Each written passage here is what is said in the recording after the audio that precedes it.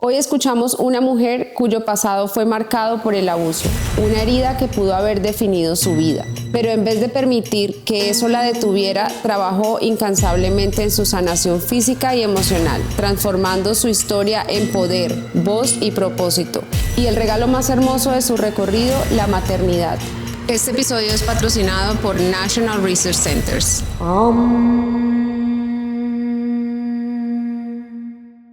3, 2, 1, acción. Hola a todos, y como otro jueves aquí detrás de esa mujer nos acompaña Samantha Martínez.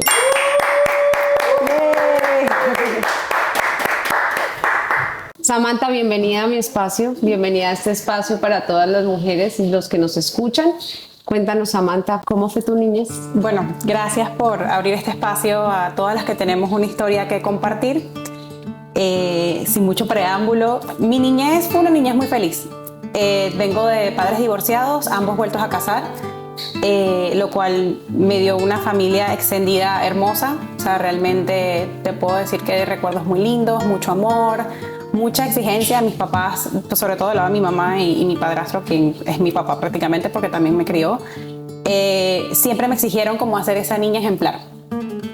A cumplir las reglas, que nos fuera bien en el colegio, que me superara. Mi mamá fue una persona que trabajó toda la vida, a pesar de que se volvió a casar y todo, también hacía como ese rol de mamá, papá y mamá soltera, en el sentido de encargarse de mí, y fue el ejemplo que me dio siempre. Entonces de ahí viene un poco esa exigencia de que yo fuera pues igual que ella y siguiera sus pasos y lo superara. Porque ella tuvo sus limitaciones cuando creció y pues quería darme todo lo que ella quizás no tuvo para que yo superara todo ese camino que ella ya había recorrido. Entonces sí, fue una niñez exigente, pero al mismo tiempo fue una niñez muy feliz, muy linda. Nada, o sea, lo recuerdo con mucho cariño. Cuéntanos qué evento en tu niñez marca tu vida, ese antes y después. Bueno, hay un evento del cual realmente nunca he hablado, nunca lo he compartido, es algo que he ido sanando poco a poco a través de los años, pero nunca lo he hablado abiertamente. Cuando yo tenía 3 años, tengo recuerdos muy vagos de como un intento de abuso sexual de una persona muy cercana a mí, que no estoy segura de cómo me afectó en ese momento, sino hasta que a los 8 años se repite, y esto sí fue un abuso real, porque pues a los 3 años no entiendo todavía exactamente qué fue lo que pasó, pero ya a los 8 años se repite con la misma persona, y fue algo extendido por tiempo. O sea, no fue algo de una sola vez, fue algo que se repetía, y era, como te dije, una persona cercana a mi familia. Y eso definitivamente, como a cualquier persona que ha sido abusada, te marca en tu vida. A los 8 años, cuando ni siquiera todavía eres niño, o sea, todavía no te has convertido en mujer, en el colegio todavía no hablan de educación sexual, o sea, yo tenía tantas preguntas y al mismo tiempo no entendía lo que estaba pasando, si yo lo estaba permitiendo, si yo lo estaba incitando, por qué seguía pasando, y no sentía tampoco la necesidad de contarle a alguien en tu casa. En el caso de contar era más un tema de que yo, a pesar de que no entendía, sí tenía muy claro de que yo contar eso iba a generar un caos en mi hogar. Como te digo, era un hogar feliz, era un hogar donde yo me sentía plena, completa, protegida. Entonces sentía que esto iba a ser muy disruptivo, y decidí en ese momento, con 8 añitos, 10 añitos, que eso no me iba a definir, y que en algún momento tenía que parar, y en algún momento tenía que pasar, y que no me iba a afectar. Cuando lo entendiera, vería cómo lo manejaba, pero en ese momento fue simplemente guardármelo y esperar a que parara. Quiero pensar que paró como a los 2 años, más o menos, porque son memorias que uno a través de los años intenta bloquear, para que no te afecte en tu presente y tu día a día. Pero no sé, en ese momento, en el momento en que paró, lo bloqueé y no miré más para atrás. De hecho, todavía tengo contacto con esa persona porque realmente era muy cercana a mi familia, y creo que ni siquiera nunca hemos tenido la conversación de cara a cara. Y a medida que voy creciendo y me he vuelto adulta, y ahora que soy mamá de una niña, me pregunto si esa persona se acuerda, si esa persona lo piensa, si tiene algún tipo de de arrepentimiento.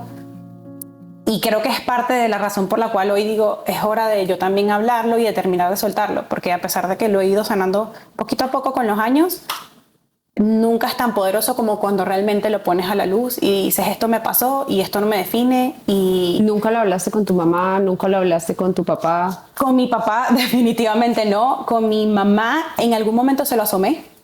Muy, muy breve. Yo pasé por una situación de divorcio que, pues por supuesto, creo que todo esto tiene mucho que ver por la razón por la cual quizás esa relación no funcionó. Y en ese proceso yo fui un psicólogo. Hablando con el psicólogo y tratando de entender cuáles eran los retos que yo estaba viviendo en ese matrimonio, sale este tema. Y en ese momento me entró la necesidad de contarle a mi mamá, oye mamá, ¿sabes qué? A mí cuando era pequeña me abusaron. No le dije por cuánto tiempo, no le dije quién fue, no le quise decir nada y le dije, no me preguntes porque no te voy a decir. Todavía siento que si eso saliera a la luz haría mucho daño en mi familia y todavía siento que no es necesario generar ese daño y que es mejor pues que se quede ese secreto conmigo y yo buscar otras formas de sanarlo para que no me afecte. ¿Crees que mi si vida. hablas con esa persona y le refrescas la memoria, puedes sanar un poco más? Puede ser. Sí es algo que me he preguntado mucho con el tiempo, sobre todo a través de terapias. Sin embargo, en este momento de mi vida todavía siento rechazo. Me genera caos es más cuando se acerca a mí, cuando me abraza de repente de más, no con mala intención ni nada, sino de hola, ¿cómo estás? Pero yo automáticamente me voy como a otra dimensión. Y no vuelvo a lo mismo, como no veo un arrepentimiento, como veo que esa persona vive su vida, entonces yo misma me pregunto, ¿para qué volverlo a traer a la mesa? ¿Cuáles crees tú que son las consecuencias radicales que trajeron esto a tu vida de adulta? Bueno, para empezar, como desde los 15 años, a raíz de que mis padres pues me exigían y tenían como aspiraciones muy claras para lo que iba a ser mi futuro, yo también tenía metas muy claras en mi vida. Tenía muy claro cuándo me quería casar, cuándo quería terminar mi carrera, cuándo quería ser mamá. O sea, lo tenía todo planeado en un papel. Literalmente en un papel. Y esto empezó como a los 12 años. Como a los 15 más o menos, me empezó a entrar unos miedos y tenía como unas pesadillas y unas cosas de que yo no iba a poder ser mamá. A pesar de que era mi sueño, que creo que desde que tengo uso de razón juego a ser mamá. Y me entró todo ese miedo y pensaba que era por eso que había sucedido. O sea, era como que ¿será que algo está malo conmigo? ¿Será que algo cambió, algo me hizo daño? Entonces yo no voy a poder hacer porque todo esto pasó antes de mi desarrollo como mujer también. Entonces no entendía todavía realmente y nunca hubo una conversación madre-hija tipo a nivel de educación sexual. Entonces tenía muchas dudas y pensaba que todo eso que me había pasado me iba a generar problemas para yo poder ser mamá natural. Y efectivamente me costó muchísimo. Tuve 2 pérdidas de embarazo, tuve un embarazo muy complicado, con tratamientos de fertilidad, muchos años entre una pérdida y otra, muchas frustraciones, depresiones.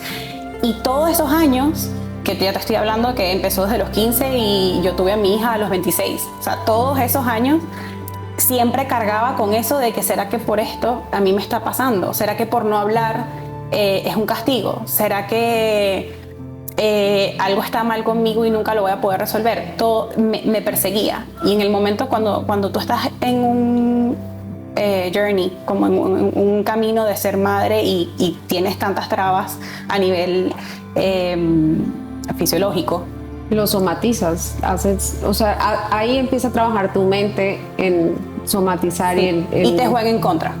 Entonces en el momento para mí se volvió una obsesión. Yo necesitaba ser mamá. Todo lo demás lo tenía, la carrera, el matrimonio, la casa, el trabajo, todo lo tenía menos eso. Y no se daba. Y yo era una persona que me crié en un colegio católico de monjas en Venezuela y llegué aquí, hice mi confirmación, seguí involucrada en la iglesia y yo decía, ¿pero qué pasa? O sea, realmente, ¿qué me falta? Estoy haciendo todo como debe ser y no se termina de dar ¿cómo se llama? Mi sueño, mi mayor sueño.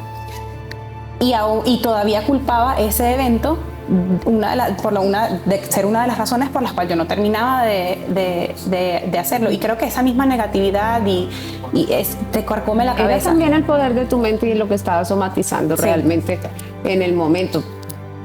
Y según lo que narras. Sí, definitivamente en el momento en que era extraño, porque yo culpaba ese evento, pero al mismo tiempo me cuestionaba, pero al mismo tiempo hacía todo lo que los doctores me decían y no funcionaba. Entonces ya mi vida personal en casa con el papá de mi hija ya no era una vida normal, o sea, ya era todo un reloj, ya era todo estoy ovulando, ya era todo, no, entonces no me toque, entonces te cambia toda tu vida. Y para mí, incluso hasta en la intimidad, se volvió un problema, porque ya para mí intimidad era tener un hijo, y si no era eso, ya no quiero que ni me veas, porque yo no me sentía cómoda con mi cuerpo. ¿Qué empiezas tú a hacer para sanar y para tratar de evolucionar ese episodio en tu vida? O sea, me tomó mucho darme cuenta el efecto tan pesado que tenía en mi vida, porque por muchos años lo bloqueé y dije, esto a mí no me hace, no me quita y no me pone. No fue sino hasta que paso por un divorcio y me encuentro en la depresión más baja de mi vida, a pesar de que ya tenía mi sueño, que era mi hija y por la cual había luchado tanto, porque todo lo demás, o sea, conseguí un sueño y se derrumbó todo lo demás. Y empecé a ir a un psicólogo. Me empecé a ver con ella y ondeando en mi pasado, llegamos al tema del abuso. Y me acuerdo muy claramente que ella una vez me preguntó, me dice, tú cuando te miras en el espejo, ¿qué ves? Y a mí se me empezaron a salir las lágrimas. Y me dice, ¿pero por qué lloras? Y yo le digo, es que yo no me miro en el espejo. Y me dice, ¿pero por qué lloro? Es que no puedo. No me gusta. Y ahí entendí que parte de la razón por la cual para mí todo lo que era intimidad era un tabú. Y un tabú que estaba llevando a mi hogar. Entonces, yo no me sentía cómoda, no me gustaba que me miraran, no me gustaba que me tocaran. Todo era como... No sabría ni siquiera cómo explicarlo, la carga emocional que yo cargaba con eso. Entonces ya en mi mente era, ok, yo estaba aquí para procrear, ya tengo a mi bebé, esto no es la intimidad y todas estas cosas como mujer no es lo mío. Y yo no importa, o sea, si me veo bien, si me veo mal, usaba ropa ancha, no me gustaba como que de repente arreglarme, estaba pasando por una, no depresión postparto, pero obviamente ya una vez de que ese primer año de ser mamá, las hormonas están muy alteradas, me empecé a acordar mucho de esos eventos y los tenía muy presentes y no sabía cómo manejarlos porque por muchos años ni siquiera pasaban, o pensaba yo, que ni siquiera pasaban por el subconsciente. Entonces, empiezo pues a continuar terapias con la psicóloga. Yo entré a hablar con la psicóloga para superar un divorcio y terminé superando un trauma. Pero era algo que traías de antes y no lo habías podido superar de una u otra forma. Exacto. Y a través de ella y de terapias empecé a trabajar en amarme a mí misma, escogerme a mí misma. Por muchos años me había anulado completamente, pensando que la vida que estaba viviendo era la que yo había escogido y punto. Y no tenía forma de cambiarla y si te gusta o no te gusta, eso es lo que tocó. Y a través de terapias, de leer libros y de realmente sentarme yo sola en el cuarto y decir, ¿quién eres? ¿Quién eres? ¿Qué es lo que quieres? Ya tienes a tu hija, o sea, ¿cuál es ¿a dónde vas a ir? ¿Te vas a quedar solo? Ah, ya, soy mamá, se acabó mi vida. No, porque todavía tenía una carrera profesional que me estaba yendo muy bien en el trabajo, porque era por lo que había trabajado, pero era como, no había congruencia entre lo que yo estaba viviendo en mi hogar y lo que estaba viviendo a nivel profesional y lo que hablaba con mis amigos y lo que realmente sentía por dentro. Y la clave fue empezar a conocerme. ¿Qué te hace a ti salir de toda la depresión y qué hace que tú empieces a mover hacia adelante en tu proceso? Mi hija, tenerla a ella en mis brazos, verla crecer,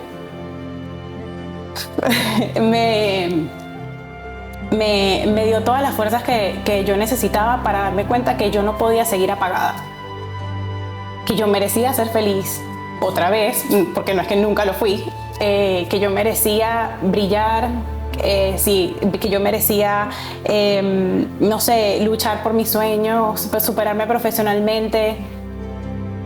ella es un milagro de Dios. Ya con el hecho de tenerla ya era toda la fuerza que yo necesitaba. Y en parte me llevó a los años en que mi mejor ejemplo era mi madre, que te comentaba. Ella era la que trabajaba, la que me sacó adelante. Entonces eso era lo que yo le quería dejar a mi hija. Yo no le quería dejar a mi hija una mamá deprimida que nunca superó sus procesos de su vida.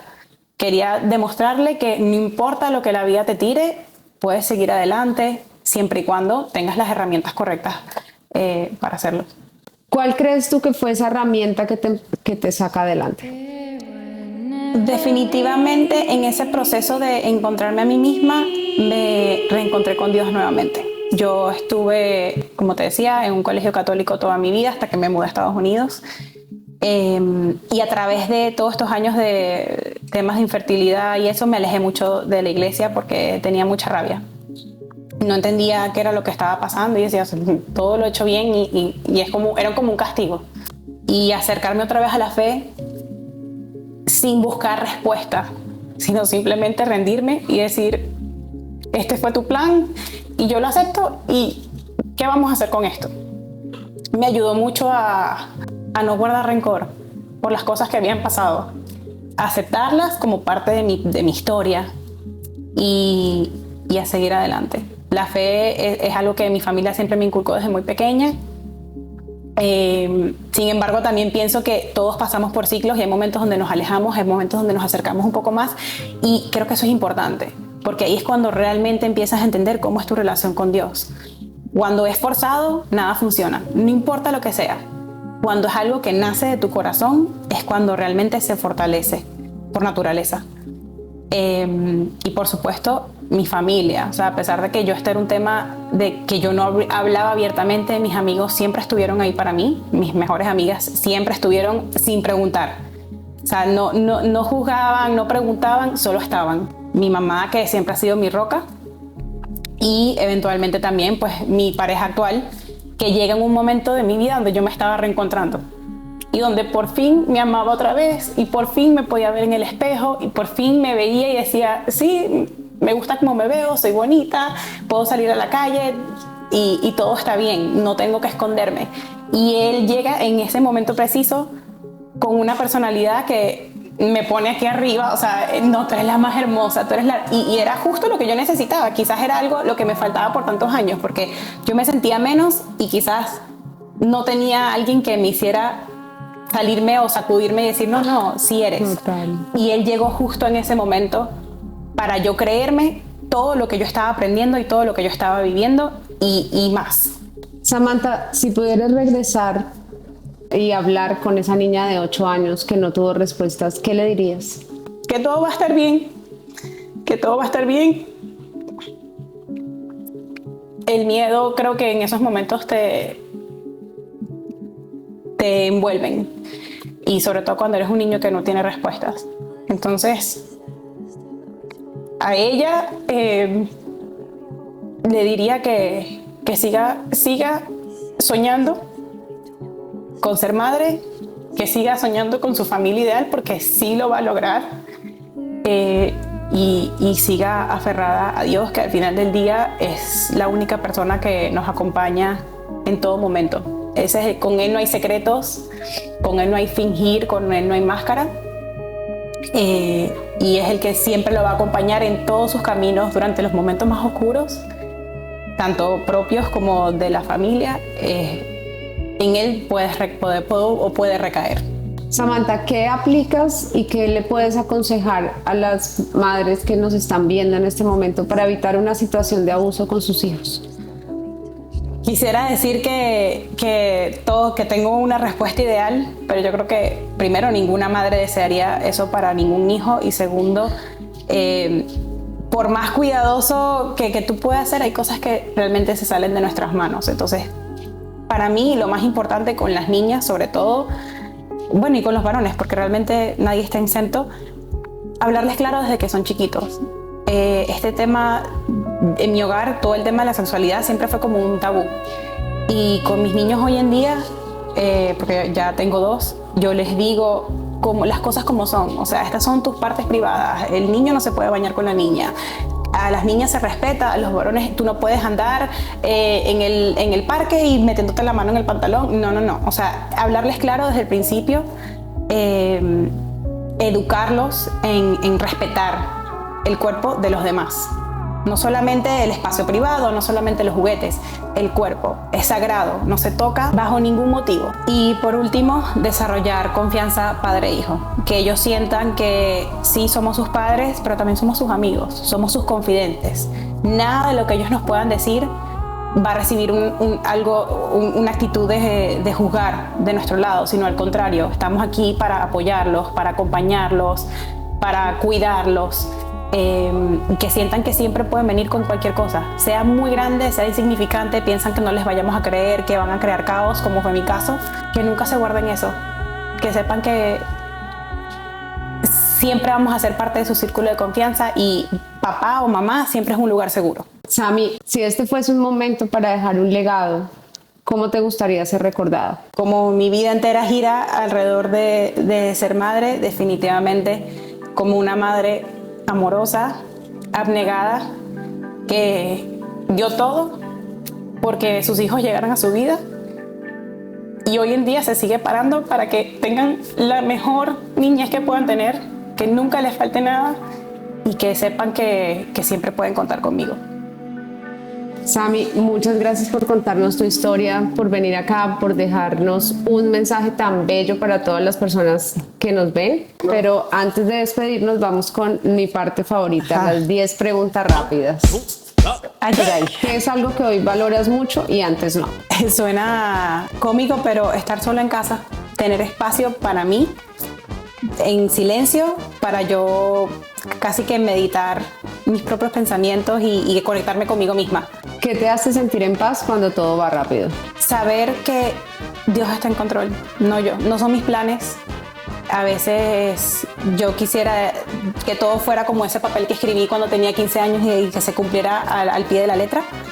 Y cuando no, entramos en procesos de frustración.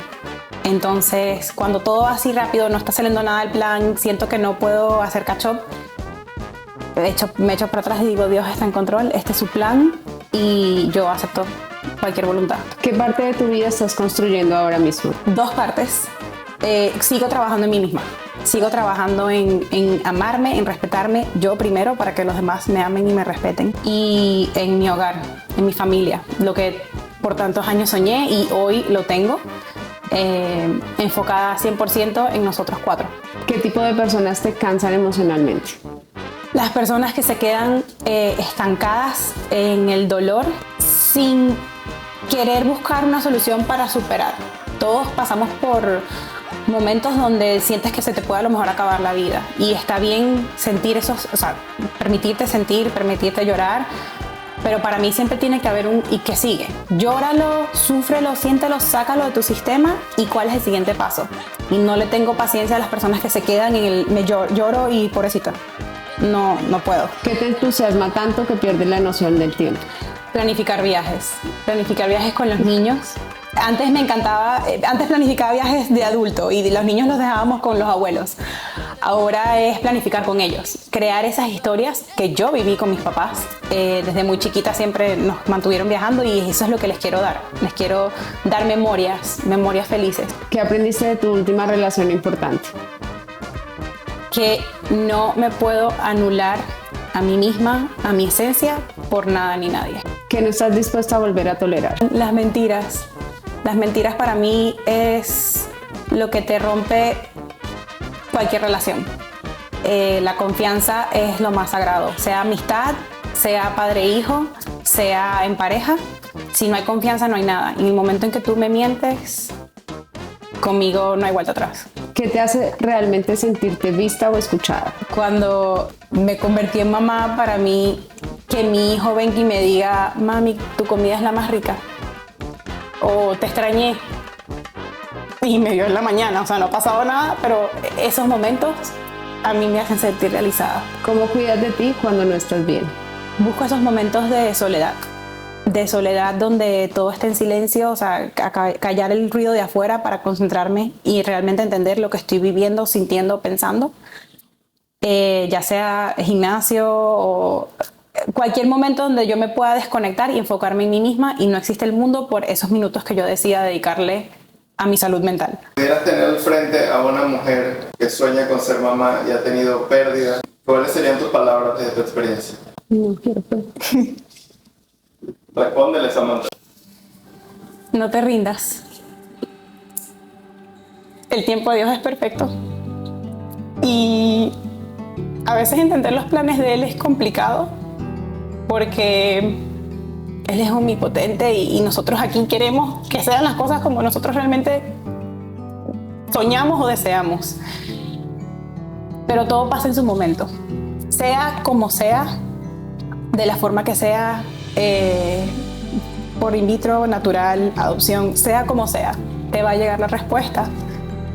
Y llega, verdaderamente. Nosotros vinimos a este mundo para dejar legados, no necesariamente para procrear en físico, porque nadie dijo que esa es la única forma de ser madre.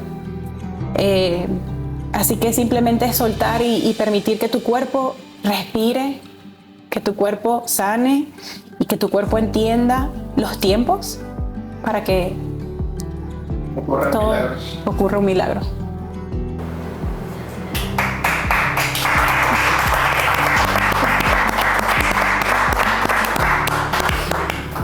Bueno, los espero el próximo jueves en Detrás de esa mujer. Aquí dejo todas nuestras redes sociales para que nos sigan y se suscriban en nuestro canal. Gracias.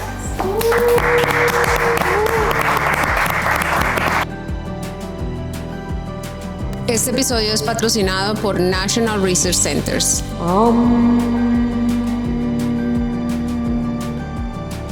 Este capítulo es patrocinado por Love in the Air.